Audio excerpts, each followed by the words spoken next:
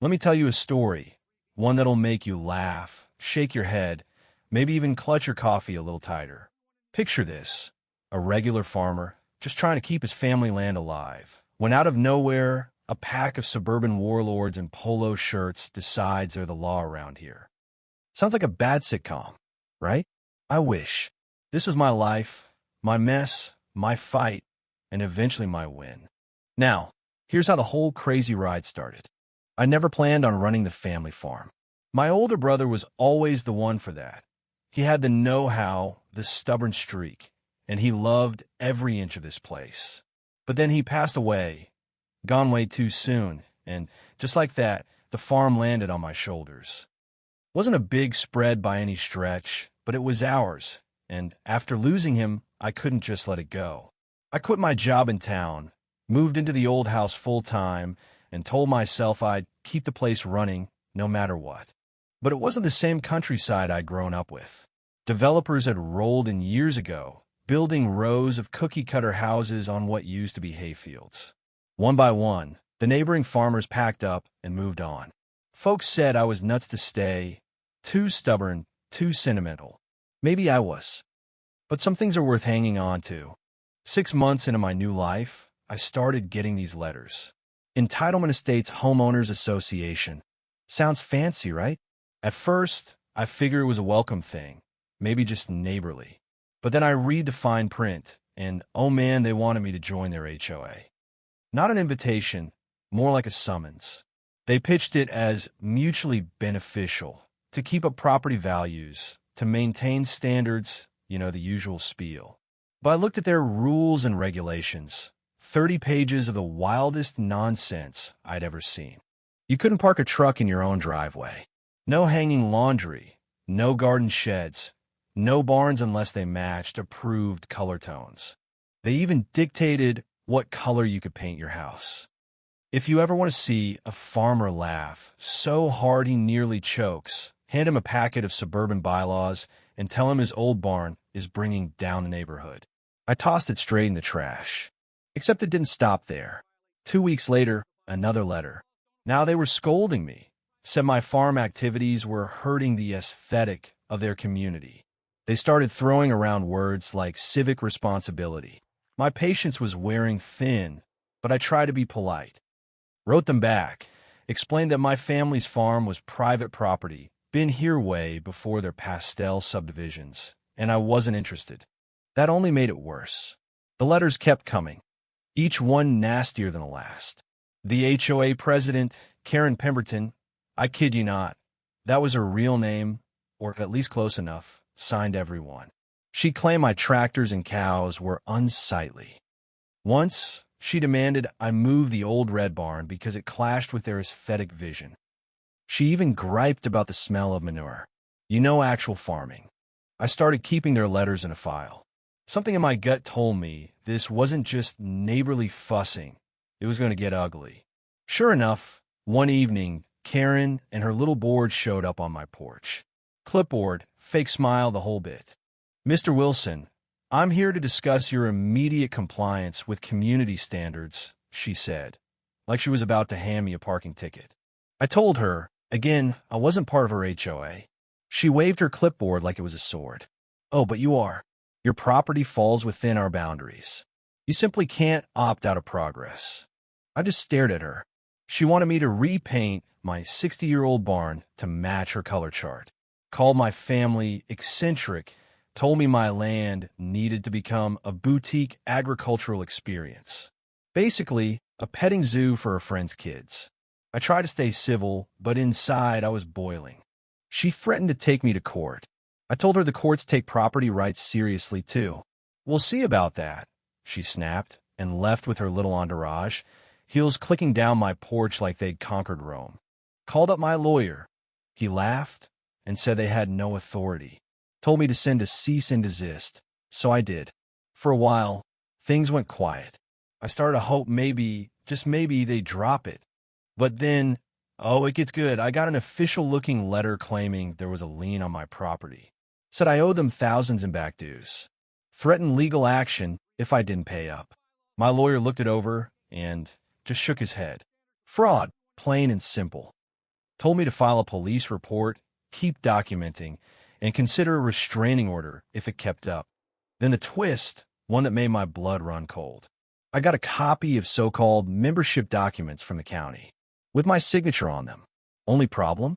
I never signed a thing. The HOA had forged my name, filed it with the clerk, and claimed I'd agreed to all their terms. That's when I stopped being annoyed and started being angry. I gathered every scrap of evidence, my real signature, witness statements, every letter. Filed complaints everywhere I could. The county, the attorney general. Thought maybe it'd make them back off. Did it? Not even close. Karen showed up again, this time with 2 goons in matching compliance officer outfits. Told me they were there to inspect my property. I told them they were trespassing. Karen waved those forged documents at me. Said I was now a member, like it was the gospel truth. I explained the signature was fake and told them to leave, or I'd call the cops. They strutted around anyway, snapping photos, scribbling notes like they were solving a murder. I snapped, gave them 30 seconds to get gone. Karen just laughed. Only when I started dialing 911 did they finally shuffle off, hurling threats over their shoulders about legal action.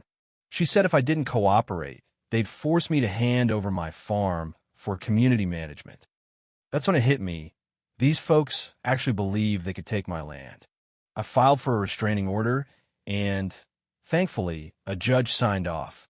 For a month, things were calm. But you know how this goes. One day, I saw a white SUV with entitlement estate security painted on the side roll-up.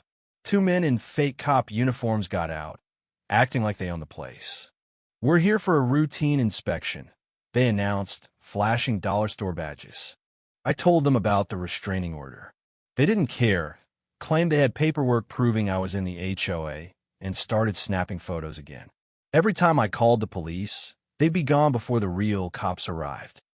It kept happening, week after week. These wannabe mall cops trespassing, taking pictures, acting like they were sheriff. Meanwhile, the court process crawled along, my lawyer drowning in paperwork. The police said it was civil. I was pulling my hair out. Couldn't run my farm, couldn't sleep right. Always waiting for the next shoe to drop. Then, one spring morning, they pushed too far. I was finishing breakfast, heard engines outside. Looked out and saw 2 white SUVs for guys in uniform. They fanned out across my yard like they were hunting bin laden. One guy, clipboard in hand, told me it was my final inspection before property transfer. That's right. They told me to my face that the HOA was assuming management and I had 30 days to leave. I told them the paperwork was fake. They needed to go. One smirked and said, "Sir, we are the police. HOA Enforcement Division." That's when I knew this wasn't just petty harassment. This was dangerous. I told them, again, about the restraining order, threatened to call the real cops. They laughed, dare me to call. I did, but I knew help was at least 20 minutes out. They kept prowling, taking measurements, one even peering through my windows. That's when I decided enough was enough. I went inside, grabbed my old Remington, just like Dad used to do when coyotes got into the chicken coop. Loaded it, walked outside, made sure they saw it. "I want you off my property. Now," I said, voice shaking but steady. One guy with a bat started toward me. Another flashed a knife. I fired a warning shot in the air, loud enough to shake the dust off every tree in the valley. That got their attention. They froze.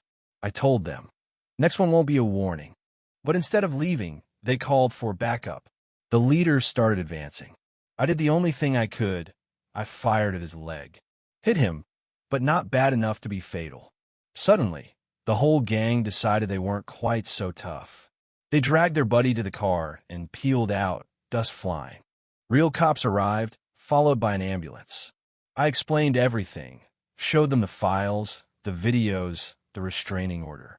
Luckily, I kept a paper trail longer than a winter in Montana. The sheriff told me. Honestly, I'm surprised it took this long for someone to stand up to them.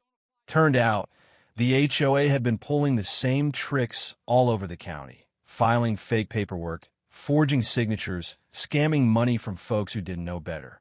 Karen and her crew got arrested for fraud, forgery, the whole laundry list. The security company was just as crooked, shut down, the owner cuffed. My lawyer sued the lot of them, and I got enough out of the settlement to pay my bills and then some. The best part? Karen lost her house. Legal fees piled up. She wound up serving time. Her fake officers got charged. The new HOA board keeps their noses out of my business, and the farm, well, it's finally peaceful. I put up more cameras, joined a real property owners association, one that actually helps. I sleep easier now, knowing the fight was worth it. But here's the thing. What really stuck with me, what I still shake my head about at the end of a long day, these people truly believe they had the right to take what wasn't theirs. Power, greed, or just plain delusion, I don't know. Maybe all three. But the lesson I learned, the one I hope you carry with you, is this: sometimes you have to stand your ground, no matter how many bullies show up on your porch. And you know what? Justice, real justice, doesn't always look tidy. Sometimes it's loud, messy, a little scary, but when it lands, you feel in your bones. That's how you know it's real. So let me ask you, where's the line between protecting your rights and letting so-called community standards walk all over you? Where does authority end and abuse begin? I'd love to hear your take. Drop your thoughts below, share your stories, or tell me about a time you had to fight for what's yours. Because at the end of the day, this isn't just my story. It's every one of us who's ever had to stand up, stare down a bully, and say, "Not today."